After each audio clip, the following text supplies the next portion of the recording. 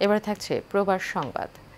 দ্বিতীয়বারের মতো বাহরাইনে প্রবাসীদের সচেতনতা বাড়ার লক্ষ্যে শুক্রবার বাহরাইন ইসা টাউন স্থানীয় এক কমিউনিটি সেন্টারে বিশেষ মোবাইল কনসুলার ক্যাম্প আয়োজন করে বাংলাদেশ দূতাবাস বাহরাইন। বাহরাইনের বিভিন্ন সরকারি প্রতিষ্ঠান, আন্তর্জাতিক সংস্থার অংশগ্রহণে এই মোবাইল কনসুলার ক্যাম্পে প্রবাসী বাংলাদেশিদের সকল ধরনের কনসুলার সেবা দেওয়ার পাশাপাশি প্রবাসীদের সচেতনতা বৃদ্ধির লক্ষ্যে বাহরাইনের আইন-কানুন, ট্রাফিক আইন, ভিসা সংশোধন পদ্ধতি, শ্রমিকদের অধিকার এবং সাধারণ স্বাস্থ্য সেবা সহ বিভিন্ন বিষয়ে পরামর্শ প্রদান করা হয়। এ সময় রাষ্ট্রদূত নিজে কনসুলার ক্যাম্পে উপস্থিত থেকে প্রবাসীদের বিভিন্ন সমস্যার কথা শুনে তাৎক্ষণিক সমাধানের চেষ্টা করেন। কনসুলার ক্যাম্পে দূতাবাসের টিম ছাড়াও বাহরাইনের শ্রমবাজার LMR, international organization for migration IOM এবং ইমিগ্রেশন, পাসপোর্ট রেসিডেন্সি NPR এর প্রতিনিধিগণ উপস্থিত ছিলেন।